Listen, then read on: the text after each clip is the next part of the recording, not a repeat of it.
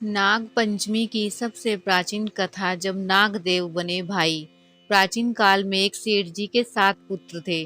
सातों के विवाह हो चुके थे। सबसे छोटे पुत्र की पत्नी श्रेष्ठ चरित्र की, विदुषी और सुशील थी, परंतु उसके भाई नहीं था। एक दिन बड़ी बहू ने घर लीपने को पीली मिट्टी लाने के लिए सभी बहुओं को साथ चलने को कहा, तो सभी थलिया और खुरपी लेकर मिट्टी खोदने लगी। तभी वहां एक सर्प निकला, जिसे बड़ी बहू खुरपी से मारने लगी। यह देखकर छोटी बहू ने उसे रोकते हुए कहा, मत मारो इसे, यह बेचारा निरपराध है। यह सुनकर बड़ी बहू ने उसे नहीं मारा। तब सर्प एक और जा बैठा। तब छोटी बहू ने उससे कहा, हम अभी लौट कर आते हैं, तुम यहाँ से जाना मत। यह कहकर वह सबके साथ मिट्टी लेकर घर चली गई और वहाँ कामकाज में फंसकर सर्प से जो वादा किया था उसे भूल गई। उसे दूसरे दिन वह बात याद आई, तो सबको साथ लेकर वहाँ पहुंची और सर्प को उस स्थान पर बैठा देखकर बोली, सर्प भैया नमस्कार। सर्प ने कहा, तू भैया कह चुकी है, इसलिए तुझे छोड़ देता हूँ, नहीं तो झूठी बात कहने के कारण तुझे अभी डस लेता।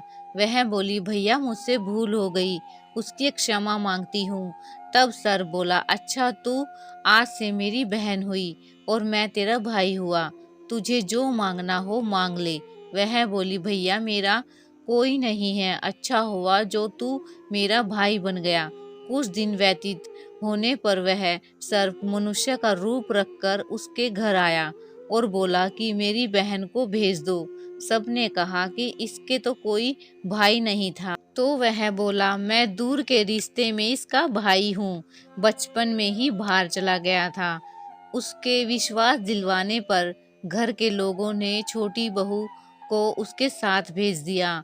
उसने मार्ग में बताया कि मैं वही सर्प हूँ, इसलिए तू डरना नहीं, और जहाँ चलने में कठिनाई हो वहाँ मेरी पूंछ पकड़ लेना। उसने कहे अनुसार ही किया और इस प्रकार वह उसके घर पहुँच गई। वहाँ के धन ऐश्वर्य को देखकर वह चकित हो गया। एक दिन सर्प की माता ने उससे कहा, मैं एक काम से बाहर जा रही हूँ, तू अपने भाई को ठंडा दूध पिला देना। उसे यह बात ध्यान न रही और उसने उसको गर्म दूध पिला दिया, जिसमें उसका मुख भीतर से जल गया। यह देखकर सर्प की माता बहुत क्रोधित हुई, परंतु सर्प के समझाने पर शांत हो गई। तब सर्प ने कहा कि बहन को अब उसके घर भेज देना चाहिए। तब सर्प और उसके पिता ने उसे बहुत सा सोना, चांदी, जवाहरात, वस्त्र, आभूषण देकर उसके घर पहुंचा दिया। इतना ढेर सारा धन देखकर बड़ी बहू ने ईर्ष्या से कहा, भाई तो बड़ा धनवान है, तुझे तो उससे और भी धन लाना चाहिए। सर्प ने यह वचन सुना तो सब वस्तुएं सोने की लाकर दे दी।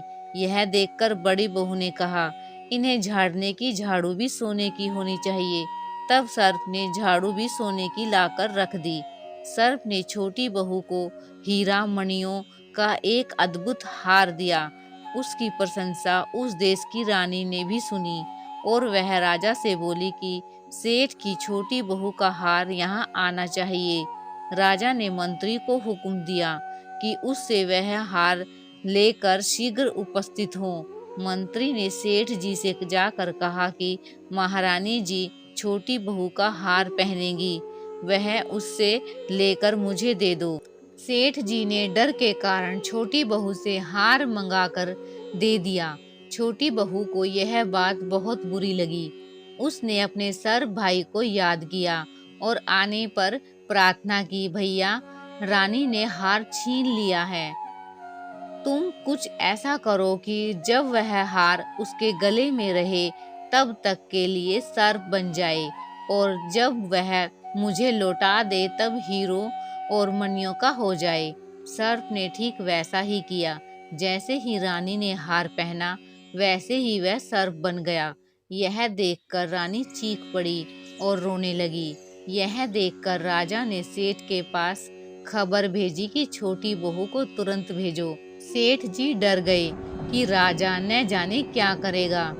वे स्वयं छोटी बहू को साथ लेकर उपस्थित हुए। राजा ने छोटी बहू से पूछा, तूने क्या जादू किया है मैं तुझे दंड दूंगा। छोटी बहू बोली, राजन धृष्टता क्षमा कीजिए, यह हार ही ऐसा है कि मेरे गले में हीरे और मणियों का रहता है और दूसरे के गले में सर्प बन जाता है। यह सुनकर वह सर्प बना हार उसे देकर कहा, अभी पहन कर दिखाओ। छोटी बहू ने जैसे ही उसे पहना वैसे ही हीरो मणियों का हो गया। यह देखकर राजा को उसकी बात का विश्वास हो गया और उसने प्रसन्न होकर उसे बहुत सी मुद्राएं भी पुरस्कार में दी।